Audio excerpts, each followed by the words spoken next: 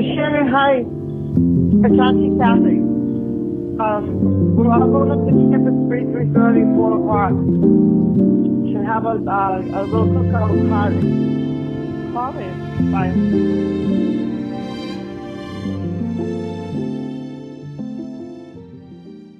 It's a story of my auntie from my own perspective. Though you gone, you carry on within my recollection. From the jump, I heard you went and chose your own direction. Living life just like you wanted, having no regrets. I'm not about to sit here and act like my auntie was perfect. She battled demons for as long as I can remember, and I'm sure there was some shit that she wished she had done differently.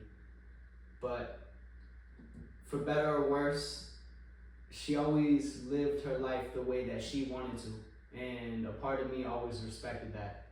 When I was younger, you would take us to the candy mansion. Always laughing, never angry, it was only fun.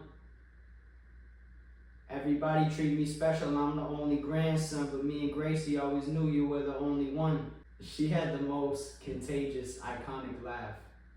When we were younger, she would take us to this candy house, and she would always tell us, get whatever you want, but you gotta finish it before your dad comes and gets you.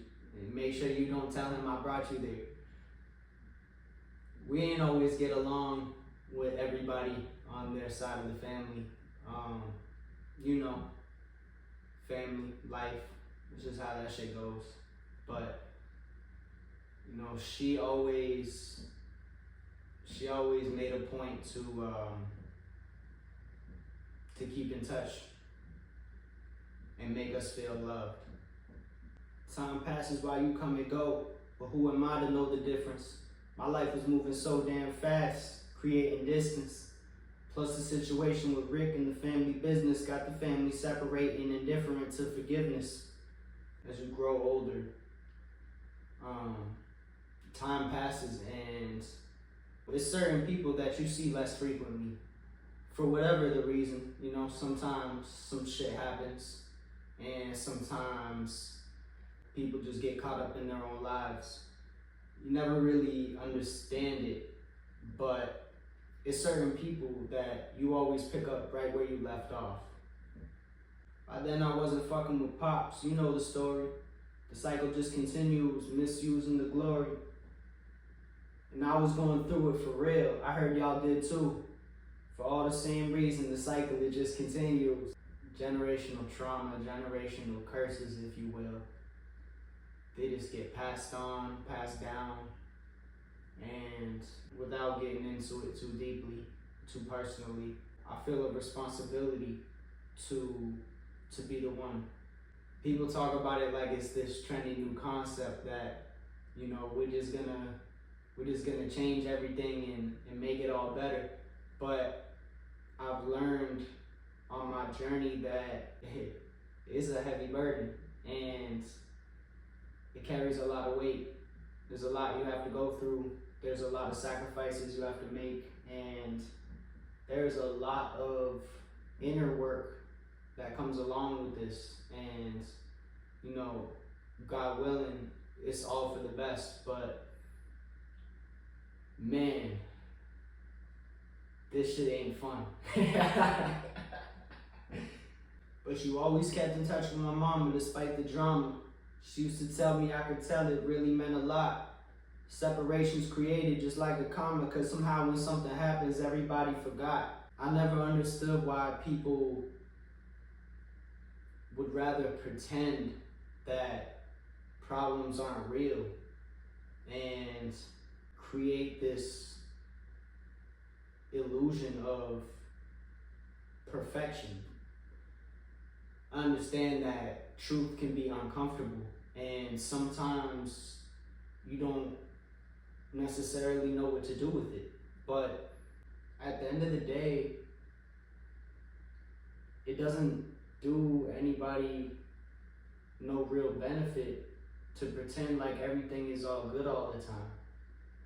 It actually makes things worse, and eventually it drives people apart because you feel like you can't be honest with each other.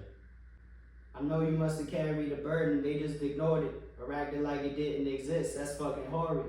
There go the cycle continuing like a chorus. I'm fighting wars, restoring the eye of horrors. I'm here to shine light and reveal what's hidden in the darkness. No matter how uncomfortable it may be, it is a necessity at this point.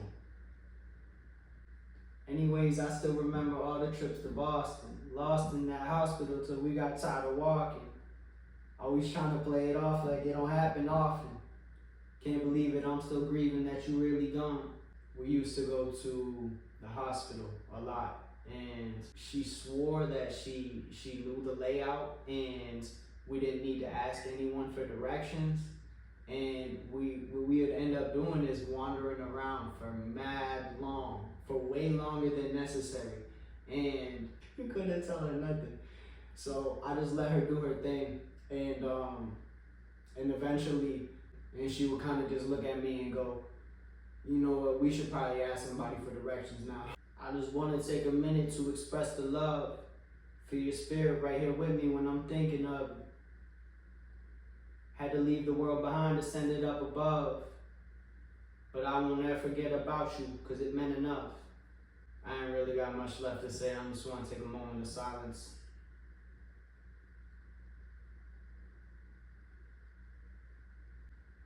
This one wasn't easy for me to talk about. This one wasn't an easy episode for me to do. But it was a part of my healing journey, and it was necessary for anybody else who may have lost somebody important, somebody who was a special part of your life. They say death is what gives life meaning, and whether somebody actually dies or somebody is just no longer a part of your life, we all experience loss, and it makes us stronger.